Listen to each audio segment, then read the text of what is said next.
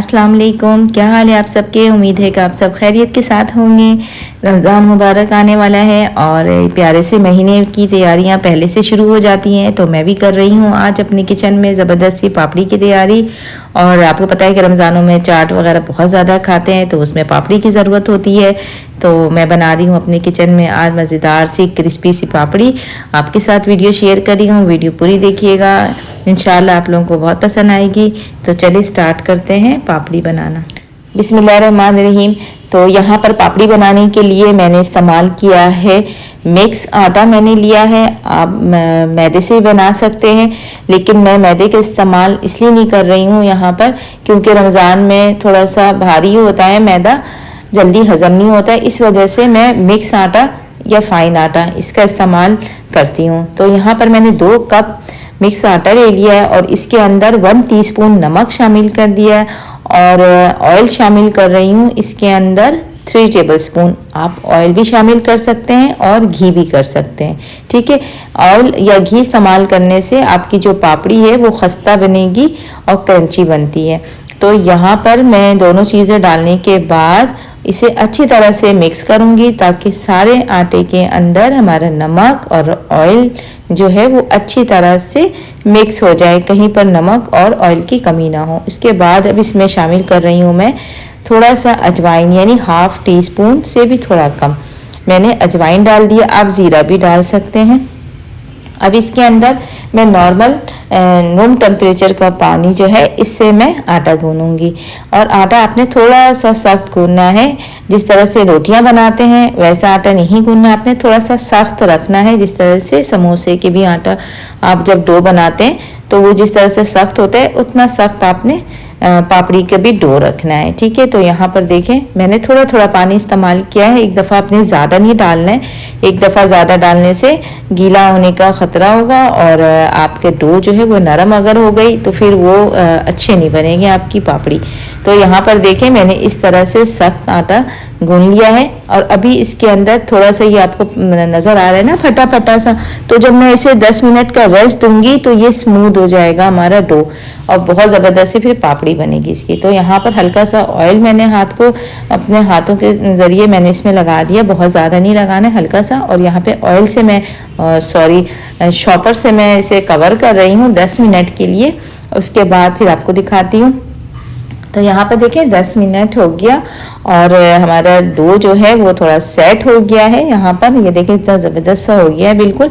तो अब यहाँ पर इसे दोबारा एक दफ़ा मिक्स कर लिया मैंने। अब इसकी छोटी छोटी सी पेड़े बनाऊंगी, बिल्कुल छोटे छोटे से नन्ना मुन्ना सा बनाना है आपने। आप चाहें तो बड़ी रोटी भी बेल सकते हैं कि आपने बिल्कुल बड़ी सी रोटी बेल करके आपने या तो चकोर कटिंग कर ले बड़े बड़े साइज़ की पापड़ी, या फिर कटर से जो गोल कटना चाहते हैं तो कटर से भी काट सकते हैं।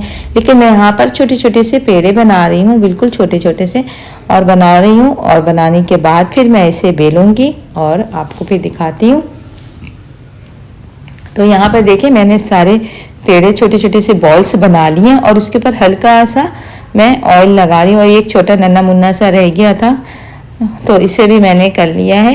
यहाँ पर इसी तरह से आपने कर देना है और करने के बाद इसमें मैंने ऑयल लगा के 5 मिनट के लिए मज़ीद इसे आपने छोड़ दें, ठीक है। अगर नहीं भी जल्दी है तो आप ऐसे भी कर सकते हैं। तो यहाँ पे मैंने इसमें ऑयल लगा दिया है। लगाने के बाद अब इसको मैं बेलूँगी, एक एक पेड़ा उठाऊँगी और उठाने के बाद इसे बेलना शुरू करूँगी और बेलने के बाद इसे रखती जाऊँगी। एक दफ़ा मैं सारे पेड़े को जब मैं इसकी पापड़ी बना लूँगी, ठीक है, बेलने के बाद उसके बाद फिर एक दफ़ा ही फ्राई करूँगी। तो यहाँ पर मैंने यहाँ पे देखें सारे मैंने जो पेड़े थे उनको मैंने बेल लिया है।